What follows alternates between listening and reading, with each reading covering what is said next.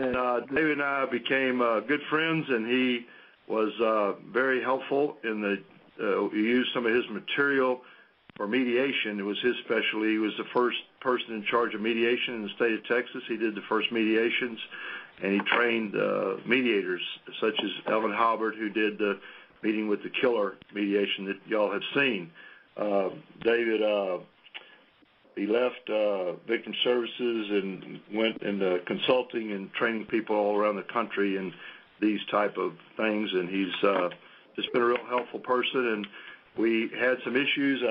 I emailed y'all the outline that we sent David, and these were kind of the key issues, all of which we've worked on, but we wanted to get David's perspective on, we called it the art of true facilitating, and y'all have the outline, but we want to talk about things like not teaching, lecturing, preaching, importance of working together in the group, the importance of setting the stage early for the right boundaries. This is probably the one that I wanted to speak to the most because he is a minister, is the importance of not preaching or evangelizing, but how to maintain a faith-based approach without preaching or evangelizing. Well, thanks, John. Y'all holler to me if you have difficulty hearing me. And what I have to say, at least initially, is about a foundation from which I began the victim offender dialogue process, and what I've then applied it to every part of my own life, especially that being spiritual.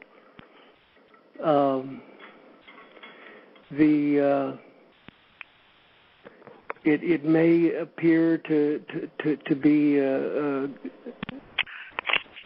too generic, but I'm hoping that this can make a difference in when we talk later, applying this to what your particular needs are.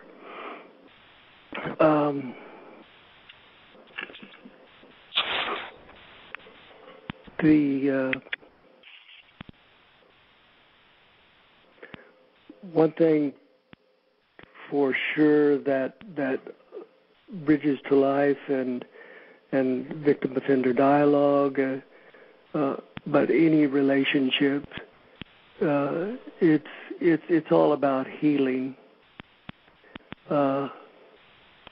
And what we can say in any instance, and what is common to us all, is that loss hurts. Feelings of anger and frustration and helplessness and despair and fear and hurt, they all hurt. One of the tasks of living is to face our losses personally, and yet hopefully not alone. So here's the thing. I assume that you're listening to learn more about how we apply this and how we can grow out of that process. But like I said, I'm not here. I don't want to tutor you in any way. What I invite you to do is focus on, at least in these next few minutes, what you can learn about yourself, what will allow yourself to see and apply your own life,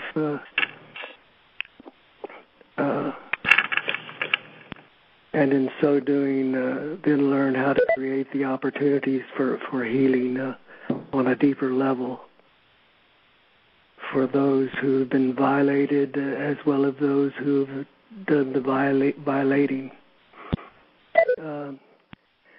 No matter how deep or seemingly superficial your wounds and woundings might be, you can learn from your own story and the stories of others about facing loss and pain.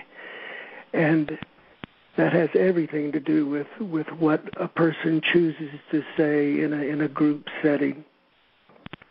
That which happens on an extreme level, like dialogues between victims and offenders, it's not less relevant for you who are volunteering in your daily life.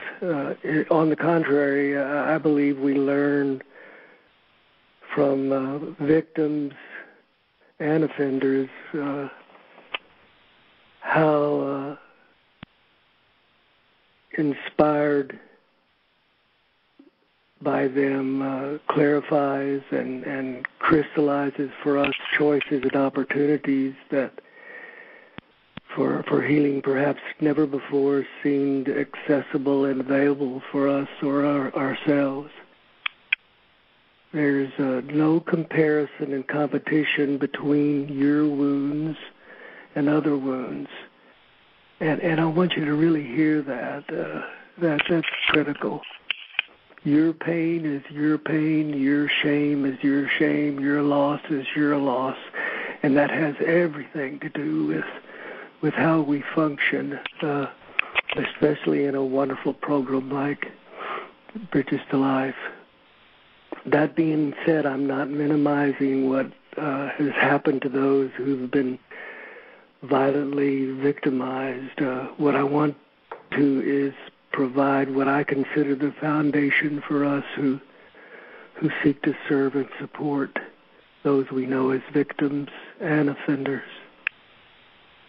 And I passionately believe it begins within you, and it seems so obvious and so generic, but that's why we have to spend more time understanding that. The fact is, healing is sloppy work. It's an inside job. It's about a willingness to hold and directly face your pain so that in some way, somehow, you can begin and continue to move forward and perhaps even let go. The emptiness experienced by a family at the murder of a loved one hurts beyond comprehension, beyond what can be captured and described with words. The sense of violation you feel when sexually assaulted hurts to the core of your being. The resentment of losing your livelihood and the ability to fulfill ordinary hopes and dreams because of a reckless, irresponsible driving of a drunk person hurts. Any loss or threat to human life and human potential that disrupts and destroys what is perceived as normal daily life hurts. And if it's pain that's the result of a violent crime, it's pain that is real, live, and debilitating. It's the kind of pain that buckles your knees, leaving you numb and disconnected. There's a saying that I found somewhere. I'll take credit for it because I think it makes a lot of sense. I'm not so afraid of the cold and darkness around me as I'm afraid of the cold and darkness inside of me. And so when you find a person who is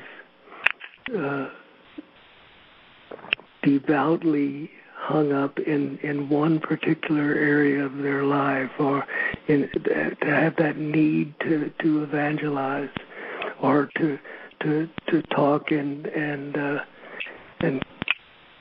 take charge of the group, I think it has everything to do with that fear. Dialogue between victim and offender is a process that I believe, has been created to empower victims and offenders to face that cold and darkness inside themselves in order that their own personal journey of healing can begin or continue.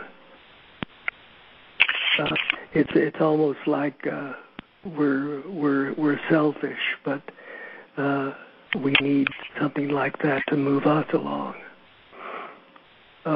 Victim-offender dialogue, when it is facilitated with depth and sensitivity, and I know that is provided by Bridges.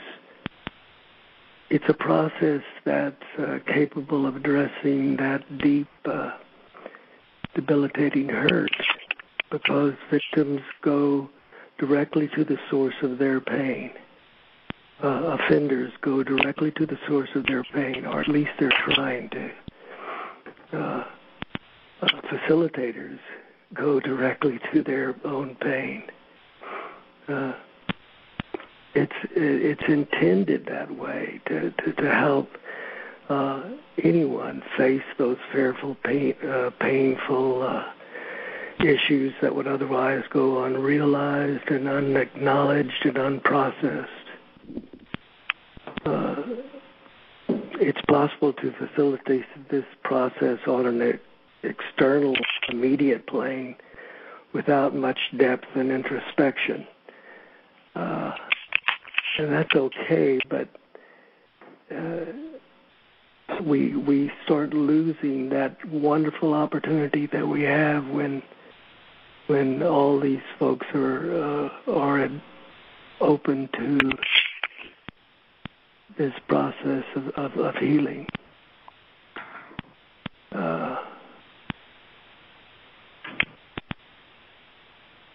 The process begins by addressing immediately expressed needs that are articulated in simple, succinct ways.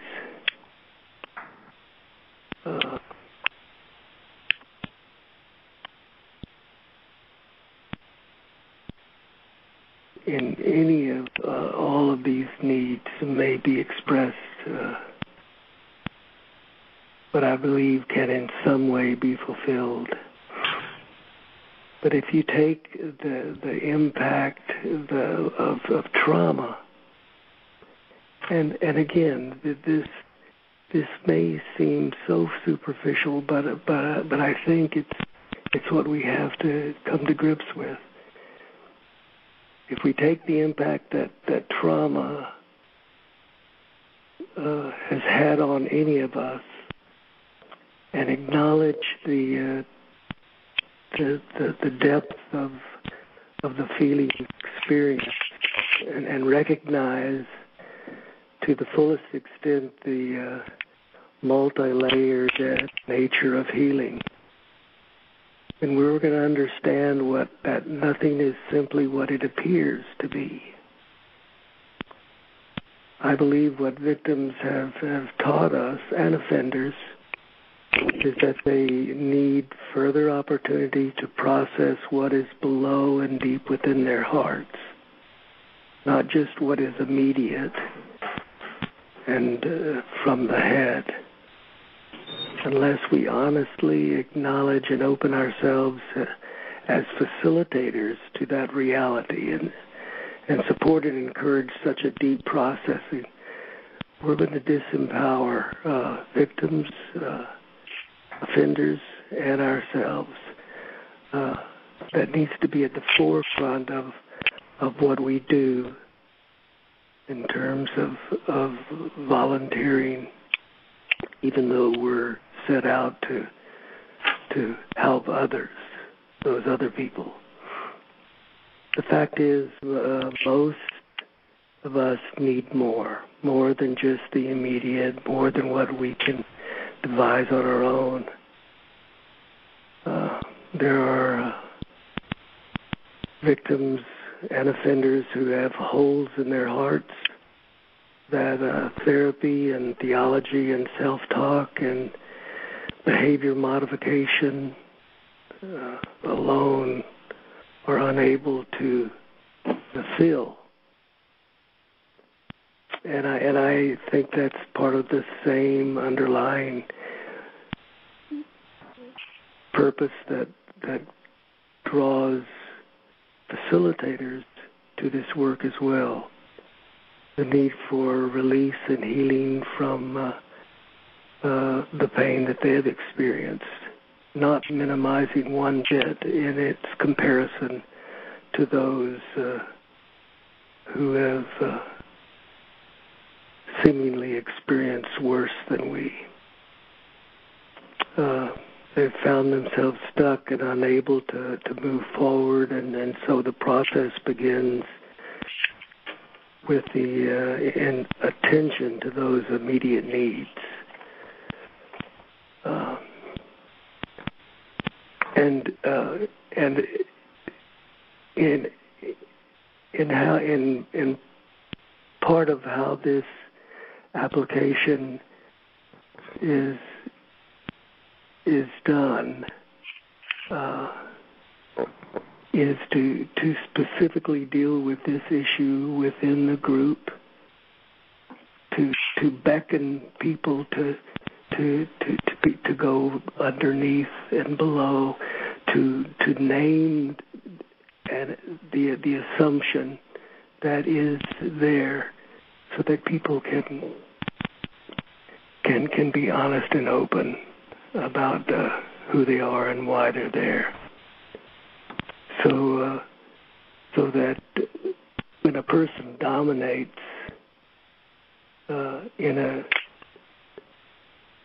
a group, or when one refuses to share at all, both are the same foundational reasons.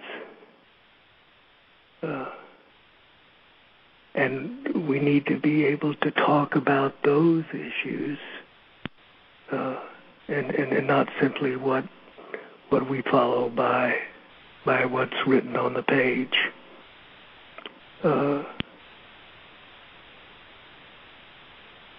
I can't think my way out of trauma. Trauma from violation does not, and it cannot make sense as hard as I try. I can't change the past. I need much more than just what we superficially offer. And so we have to keep calling that in as part of our purpose. So it's essential that victims are allowed to move through deeper layers of their feelings and questions. And that may mean that things are not following the direct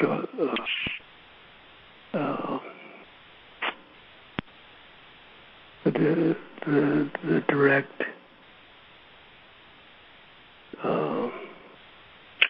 purpose. They need more opportunities to tell and retell their story, and at the same time, if you affirm that, it gives them opportunity to qualify what they're doing. It's my conviction, really, that unless we allow and encourage and provide the opportunity for a much deeper introspection, and again, name it as such, we're inhibiting the level of healing. Healing on a deeper level is about it's not about making anything happen. It's about creating the opportunity to process and hear that. as much as this is an instrument of the Spirit, and I believe it is,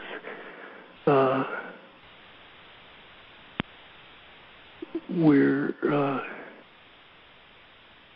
not about converting necessarily, but about creating opportunities to process. And when you're creating opportunities for process, that means you can't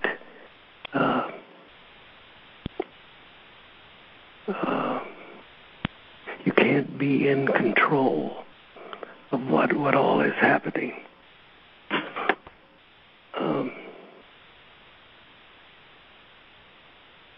I'm not so afraid of the cold and darkness around me as I'm afraid of the cold and darkness inside of me.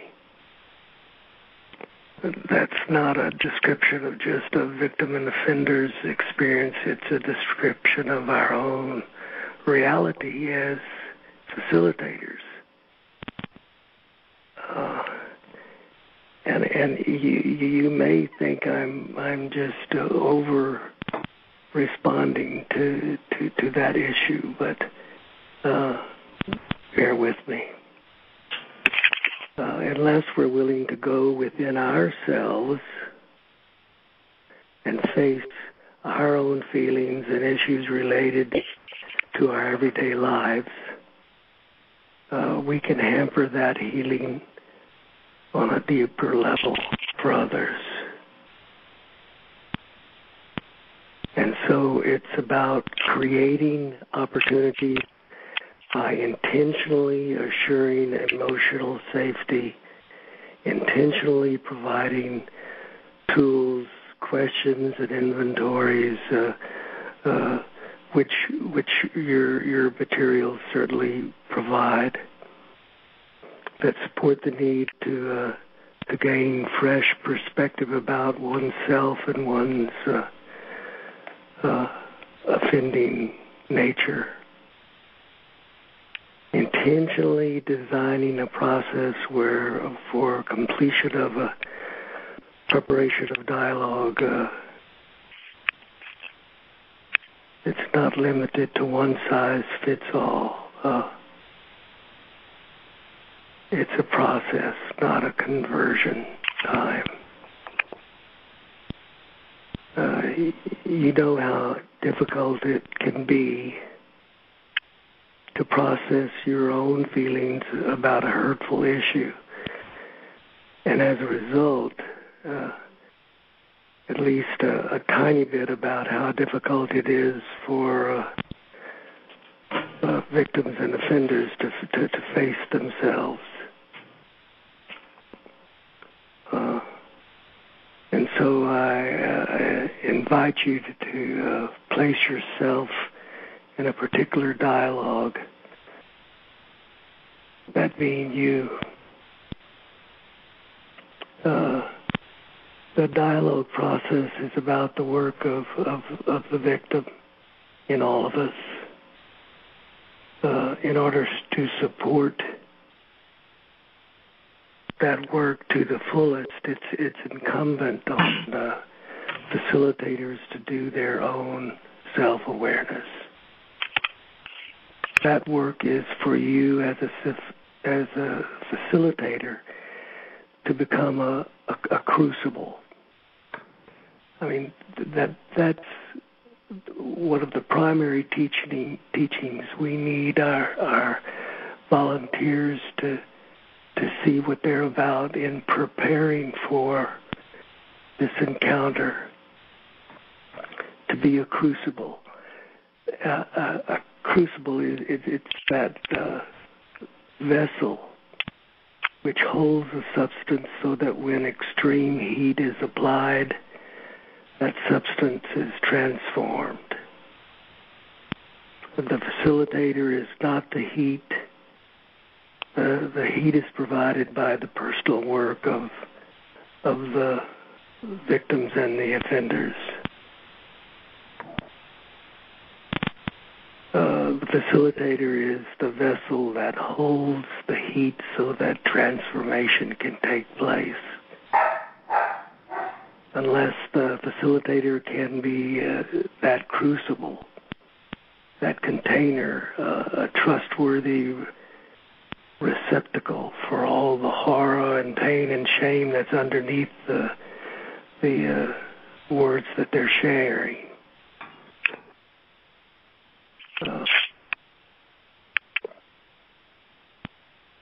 Understanding and respect concern that there are also inherent within victims and offenders the opportunity to access healing beyond themselves. And here's why this is so critical.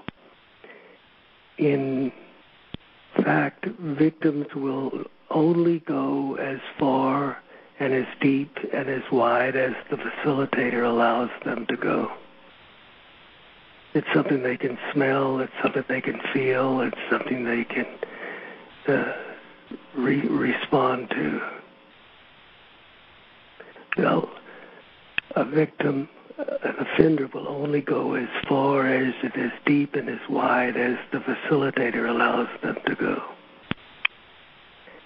As facilitators, if we're afraid of the cold and darkness inside ourselves, we will inadvertently discourage that dynamic to take place in the group, to discourage the victim and the offender from taking that inside journey themselves.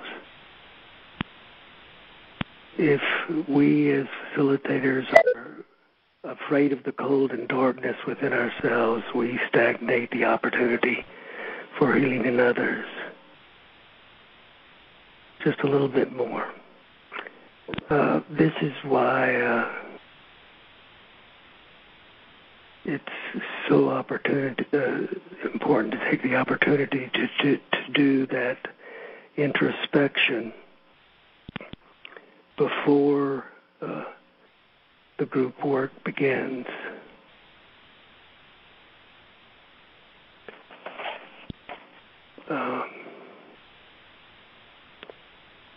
And all of that takes time. It takes external tools. It takes opportunity for you to create a safe place in order to dare to verbalize what you're feeling. Like I said, healing is sloppy work, and unless we acknowledge that within ourselves by our own experiences, we're not going to respect that sloppy, complex struggle that's being acted out in front of us. What do you do when you cannot make sense of what has happened? When the violation is so raw and deep that everything is changed? What do we do when we can't make sense out of the trauma in our lives? We have opportunity to make meaning. It's meaning making. We have the opportunity to intentionally pursue what matters by declaring the truth, fighting for what's right and working so that the violation has been experienced will not be in vain. And what do you do when the past cannot be changed? Task that sounds ludicrous, and yet that's exactly what we go about doing when we don't face that pain.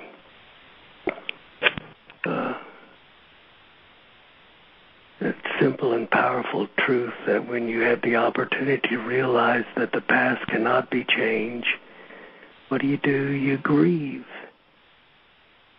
And our need to identify that grieving is one of the primary needs that we have in order to heal. And that's what Bridges to Life represents in part of, if not all of its work. The opportunity that can be created by acknowledging and facing all that has been lost clarifying what remains, and then courageously seeing what's possible in the future. That now looks much different than you had ever perceived before. This meaning-making and grieving, they're not immediate destinations. They are intimate journeys that need to be embodied in a process that respects such intimacy and encourage such process.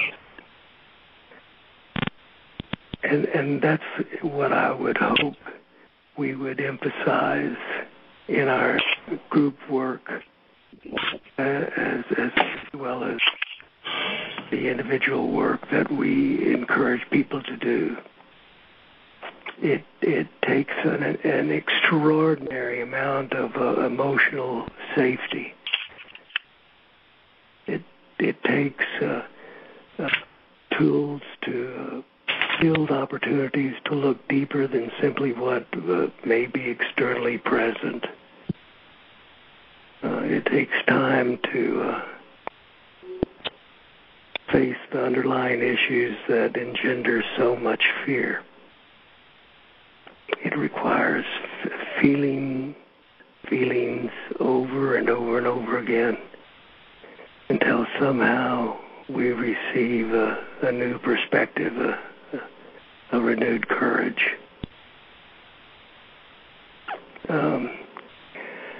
I hope I didn't lose you in all of this, because I know I beat that drum often throughout these few moments, and yet I have found in so much of whatever we do, we skip over that fundamental need, and that can make a difference in the dynamic of what happens in our group work on whatever level. Finding that balance between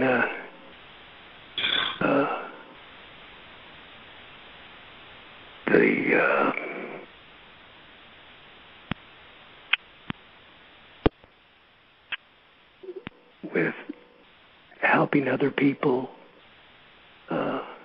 deal with their stuff as we at the same time deal with our own.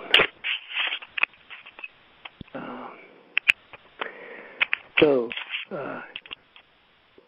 now for questions that if any of this makes sense at all, and of why I emphasize it in the first. In order to heal, we need to be heard. But then the second is that you need to hear yourself. And whenever we give that opportunity, not just part of that, the need to be heard, but the need to be that mirror, so that we at least get a chance to hear what others think we're saying. But it's that personal ownership that can make a difference. I mentioned the crucible as I think the primary tag that we put on ourselves as facilitators. There's also a few others to become a midwife. If anyone has ever watched or have knowledge of what a midwife does, that person definitely does not do the work. It's the mother who's laboring, and that's important for all of us to hear. And there's also to be a fair witness. fair witness allows us to change things even as we are being changed. That and then to be a wounded healer. I love that terminology better than anything.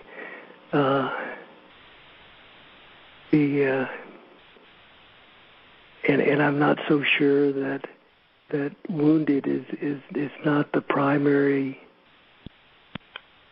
that you use to describe what a wounded healer is.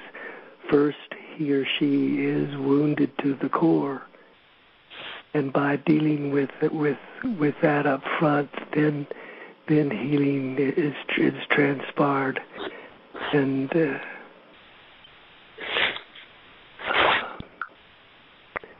so anytime we can use ourselves instrument of peace and healing. It seems like that's what we're about to do. So I don't know if that addresses that or not, but I think how you do that, how one is accountable within the group setting, that will happen only when the people feel safe enough to voice what they're feeling and experiencing. So that goes back to one of the primary things that you all emphasize within the group is to feel safe. If I'm safe enough, well then I'm not only going to be heard, but I'm going to hear myself. Some things that I've been saying or approaches that I have had before this time. Now I say, I'm part of the problem. In which way? Well, that's well said. That's what I'm trying to say, and that's we're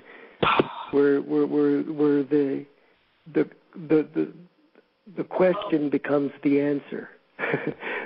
when I can move that into the workings of the group and to talk about what that means for all of us, that can make a big difference. Yes. Oh, I think that's great. Yeah, I've said several times, the answers are found in the questions, and I love that paradox because I think that's we can show that we're growing when we dare to question, when we question even to doubt, but some foundational questions that help me to grow is here's a few of them. What have you done or are you doing to open yourself to face your pain? How have you responded to deep feelings of pain in your life? How have you faced your own feelings? How do you deal with stuck feelings, which is what trauma does to us? What about forgiveness? What's your understanding of what that is? Is it an obstacle? Is it an issue for you? Is forgiveness applicable for your healing? What is the prison like that you're in? How have you taken responsibility? How are you accountable?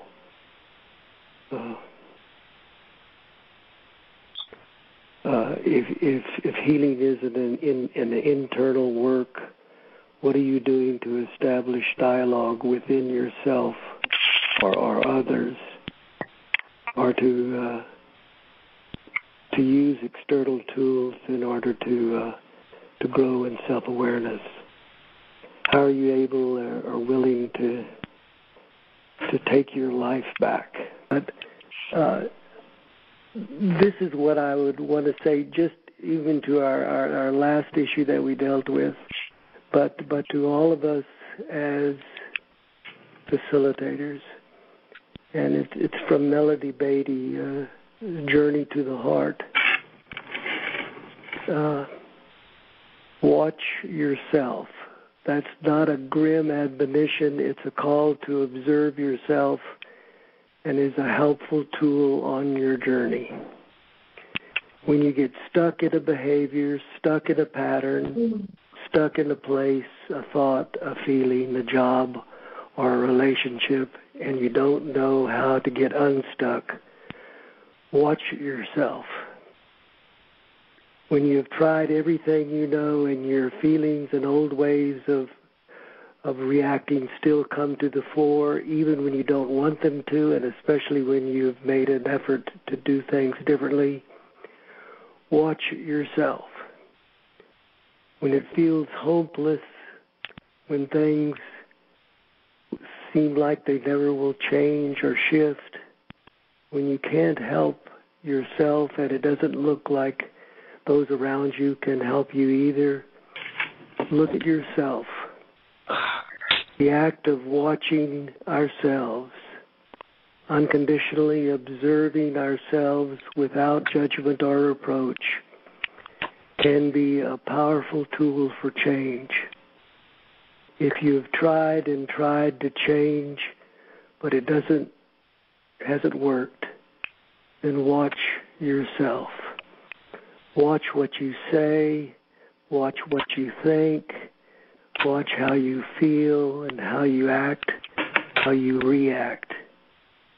Don't try to stop yourself. Don't judge. Just observe. Do it as long as you need to, although it may not take you long. Watch yourself, then watch how you grow and change. When I can be a facilitator in my own life, my own growth, others can see that as well, and that's the best way I know how to evangelize, without calling it that, without baptizing it with a particular name.